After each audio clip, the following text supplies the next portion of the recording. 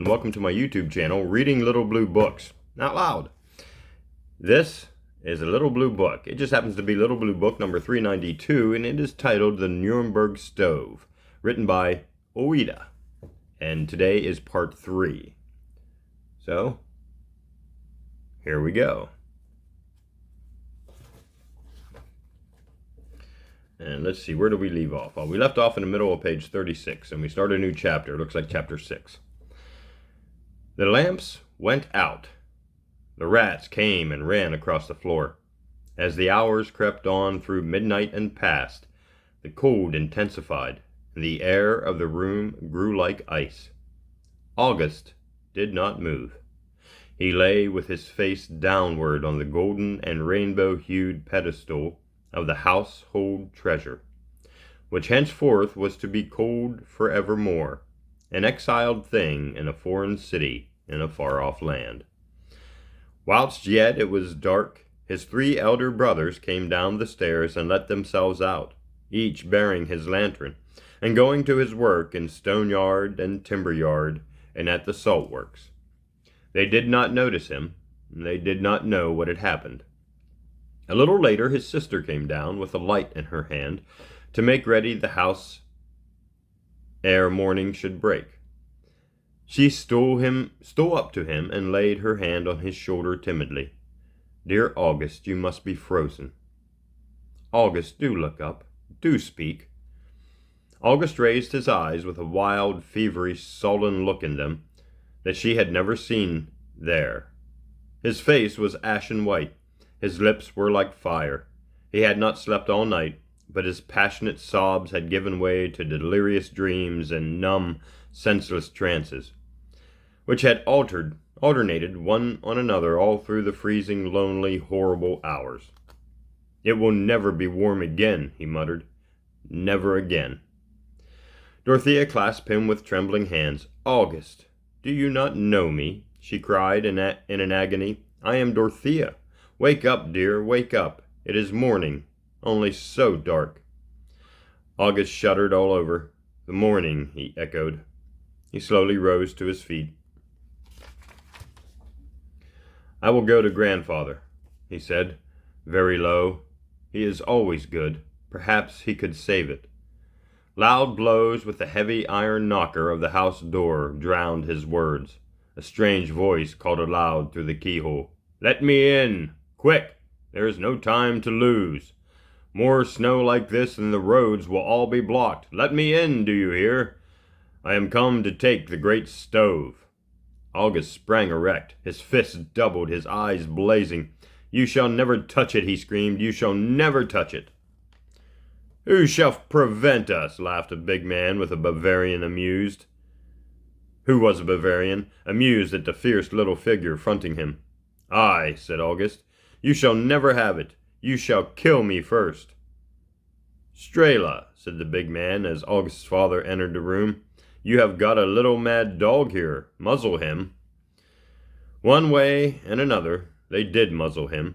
He fought like a little demon and hit outright and left, and one of his blows gave the Bavarian a black eye.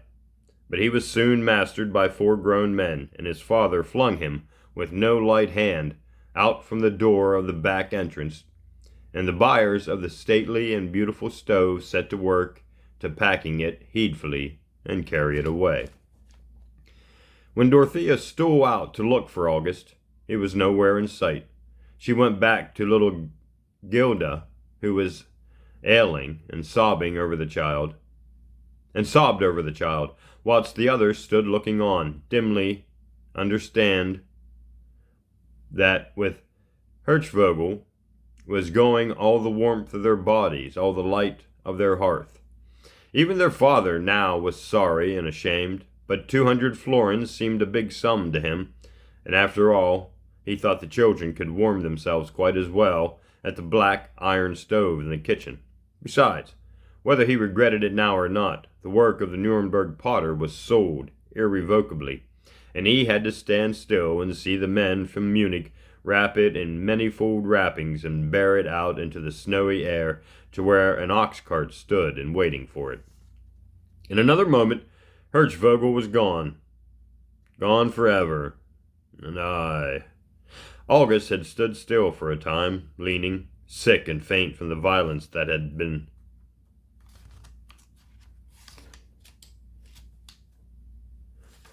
used on him, against the back wall of the house.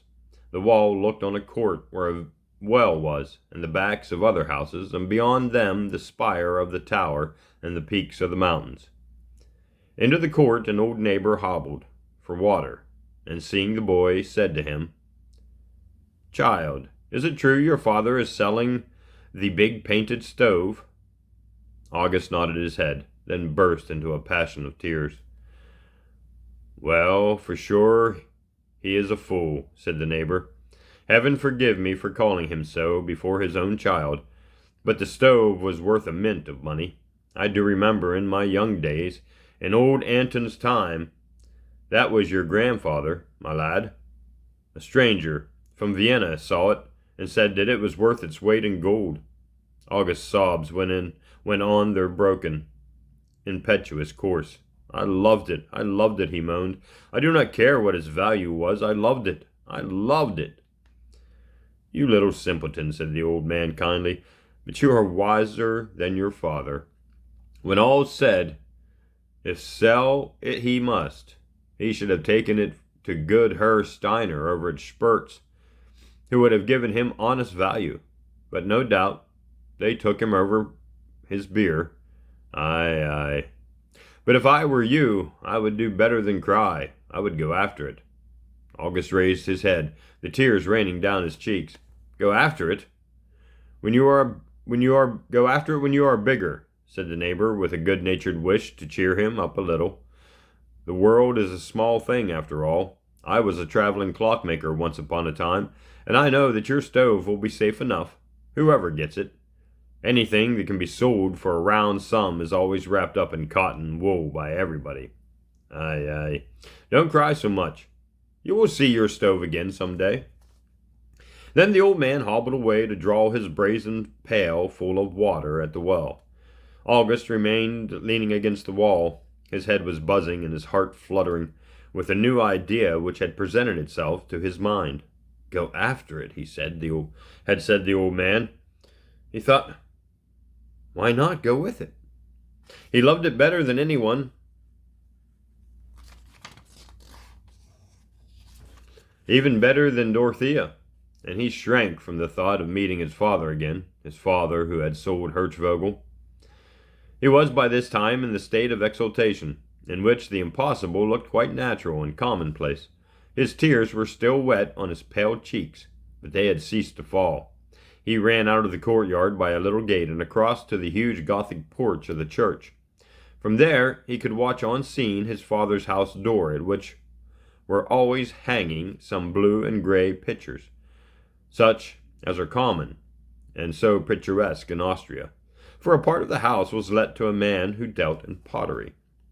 He hid himself in the grand portico, which he had so often passed through to go to mass or compline within, and presently his heart gave a great leap, for he saw the straw-enwrapped stove brought out and laid with infinite care on the bulky dray. Two of the Bavarian men mounted beside it, and the sleigh wagon slowly crept over the snow of the place. Snow crisp and hard as stone. The noble old minster looked its grandest and most solemn, with its dark gray stone and its vast archways, and its porch that was itself as big as many a church, and its strange gargoyles and lamp irons, black against the snow on its roof and on the pavement. But for once, August had no eyes for it. He only watched for his old friend.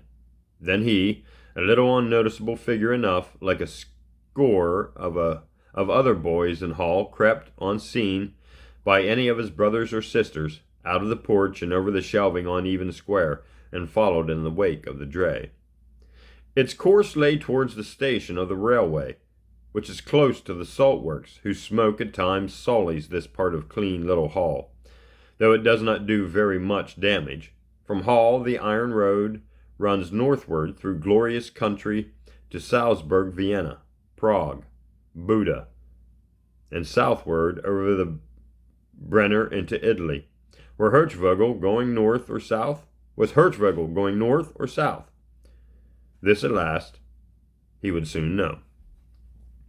August had often hung about the little station, watching the trains come and go and dive into the heart of the hills and vanish. No one said anything to him for idling about. People are kind-hearted and easy of temper in this pleasant land, and children and dogs are both happy there. He heard the Bavarians arguing and vociferating a great deal, and learning that they meant to go to and wanted to go with the great stove itself. But this they could not do, for neither could the stove go by a passenger train, nor they themselves go in a goods train. So at length they insured their precious burden for a large sum, and consented to send it by a luggage train, which was to pass through Hall in half an hour. The swift trains seldom deigned to notice the existence of Hall at all. August heard, and a desperate resolve made itself up in his little mind. Where Hirschvogel went, would he go. He gave one terrible thought to Dorothea, poor gentle Dorothea, sitting in the cold at home, then set to work to execute his project.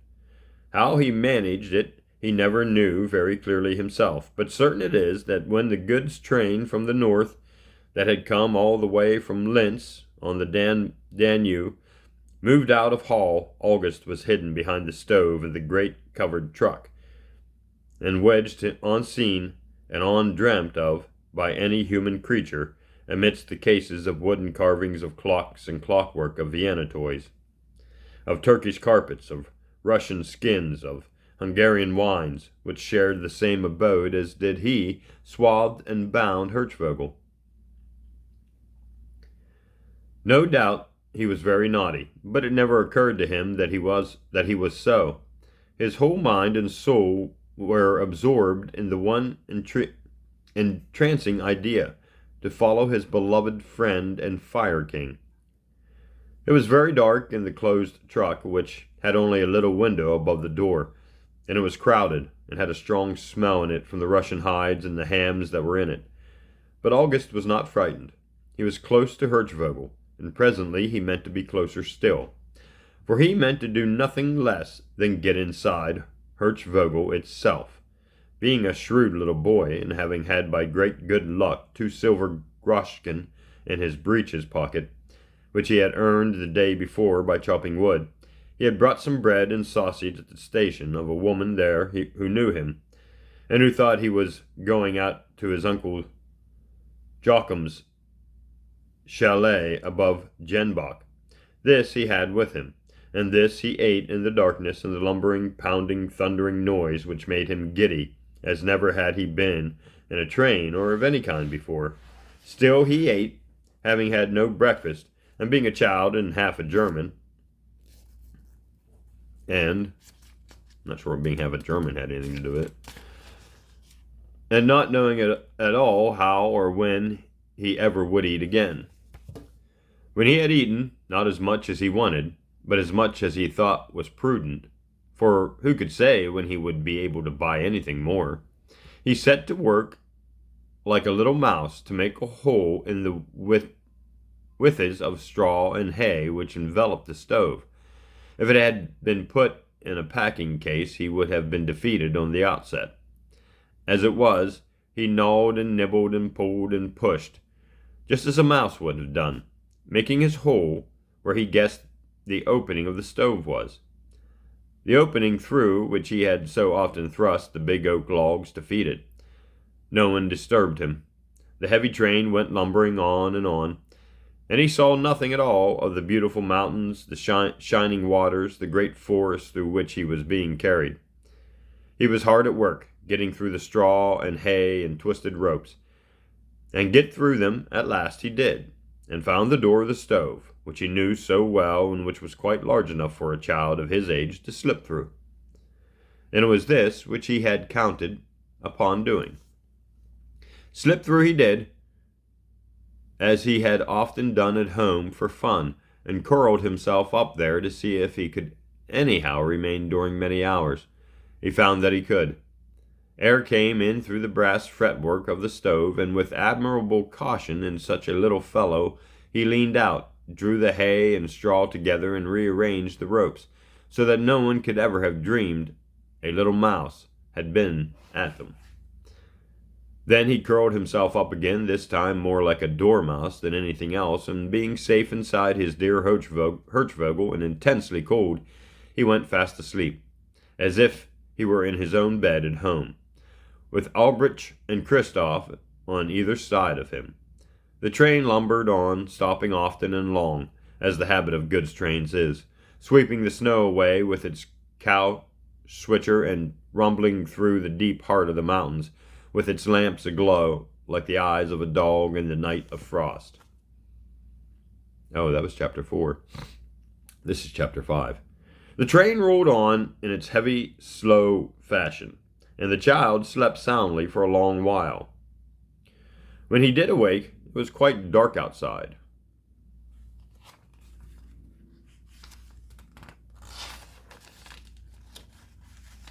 In the land, he could not see, and of course, he was in absolute darkness.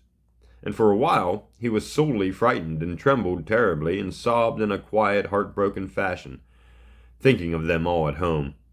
Poor Dorothea, how anxious she would be, how she would run over the town and walk up to grandfather's at Dorf Ampus, and perhaps even send over to Jenbach, thinking he had taken refuge with Uncle Jeckum.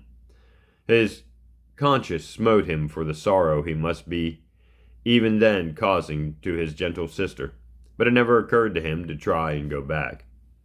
If he once were to lose sight of Hirschvogel, how could he ever hope to find it again? How could he ever know whither it had gone, north, south, east, or west? The old neighbor had said that the world was small, but August knew at least that it must have a great many places in it, that he had seen himself on the maps and on his schoolhouse walls. Almost any other little boy would, I think, have been frightened out of his wits at the position in which he found himself. But August was brave, and he had a firm belief that God and Hirschvogel would take care of him. The master potter of Nurnberg was always present to his mind, a kindly, benign, and gracious spirit dwelling manifestly in that porcelain tower, whereof he had been the maker. A droll fancy, you say, but every child with a soul in him has quite as quaint fancies as this one of August's. So he got over his terror and his sobbing both, though he was utterly in the dark. He did not feel cramped at all, because the stove was so large, and air he had in plenty, as it came through the fretwork, running round the top. He was hungry again, and again nibbled with prudence at his loaf and his sausage. He could not at all tell the hour. Every time the train stopped and he heard the banging, stamping, shouting, and jangling of chains that went on, his heart seemed to jump up into his mouth. If they should find him out! Sometimes porters came and took away this case and the other, a sack here, a bale there, now a big bag, now a dead chamois. Every time the men trampled near him and swore at each other and banged this and that to and fro. He was so frightened that his very breath seemed to stop. When they came to lift the stove out, would they find him? And if they did find him, would they kill him? That was what he kept thinking of all the way, all through the dark hours which seemed without end. The goods trains are usually very slow, and are many days doing what a quick train does in a few hours. This one was quicker than most, because it was bearing goods to the King of Bavaria. Still, it took all the short winter's day and the long winter's night and half another day to go over ground that was mail trains cover in go over ground that the mail trains cover in a forenoon. It passed great armored Kufstein, standing across the beautiful and solemn gorge, denying the right of way to all the foes of Austria. It passed 12 hours later, after lying by in out-of-the-way stations, pretty Rosehelm, that marks the border of Bavaria. And here, the Nurnberg stove with August inside it was lifted out heedfully and set under a covered way. When it was lifted out, the boy had hard work to keep in his screams. He was tossed to and fro as the men lifted the huge thing, and the earthenware walls of his beloved Fire King were not cushions of down. However, though they swore and grumbled at the weight of it, they never suspected that a living child was inside it, and they carried it out upon the platform and set it down under the roof of the goods shed. There it passed the rest of the night and all the next morning, and August was all the while within it. The winds of earthly winter swept bitterly over Rosenheim, and all the vast Bavarian plain was one white sheet of snow. If there had not been whole armies of men at work always clearing the iron rails of the snow, no trains could ever have run at all. Happily for August, the thick wrappings of which the stove was enveloped and the stoutness of its own make screened him from the cold, of which else he must have died, frozen. He had still some of his loaf and a little, very little, of his sausage. What he did begin to suffer from was thirst, and this frightened him almost more than anything else, for Dorothea had read aloud to them one night a story of the tortures some wrecked men had endured because they could not find any water but the salt sea. It was many hours since he had last taken a drink from the wooden spout of their old pump, which brought them the sparkling ice-cold water of the hills. But fortunately for him, the stove, having been marked and registered as fragile and valuable, was not treated quite like a mere bale of goods. And the Rosenheim station master, who knew its consignees, resolved to send it on by a passenger train that would leave there at daybreak. And when this train went out, in it, among piles of luggage belonging to travelers of Vienna, Prague, Budapest, Salzburg, was August, still undiscovered, still doubled up like a mole in the winter under the grass. Those words, fragile and valuable, had made the men lift Hirschvogel gently and with care. He had begun to get used to this prison, and a little used to the incessant pounding of the rumbling and rattling and shaking with which modern travel always is accompanied, though modern invention does deem itself so mightily clever. All in the dark he was, and he was terribly thirsty, but he kept feeling the earthenware sides of the Nurnberg giant, and saying softly, "Take care of me, oh, take care of me, dear Hirschvogel." He did not say take me back, for now that he was fairly out of the world he wished to see a little of it. He began to think that they must have been all over the world in all this time, that the rolling and roaring and hissing and jangling had been about his ears. Shutting up in the dark, he began to remember all the tales that had been told in Yule round the fire at his good grandfather's house at Dorf, of gnomes and elves and subterranean terrors, of the Earl King riding on his black horse of night, and he began to sob and to tremble again, and this time did scream outright, but the steam was screaming itself so loudly that no one, had there been anyone nigh, would have heard him. And in another minute or so the train stopped with a jar and a jerk, and he in his cage could hear men crying aloud, "Munich! Munich!" Then he knew enough of geography to know that he was in the heart of Bavaria. He had had an uncle killed in the Bayerischenwald by the Bavarian forest guards, when in the excitement of hunting a black bear he had overpassed the limits of the Tyrol frontier. The fate of his kinsman, a gallant young chamois hunter, who had taught him to handle a trigger and load a muzzle, made the very name of Bavaria a terror to August. "It is Bavaria! It is Bavaria!" he sobbed to the stove, but the stove said nothing to him. It had no fire in it. A stove can no more speak without fire than a man can see without light. Give it fire, and it will sing to you. And I think we'll stop there for part 3, and I'll see you in part 4. of the Nurnberg Stove, Little Blue Book, number 392, written by Ouida. Thank you for listening, and join me in the next.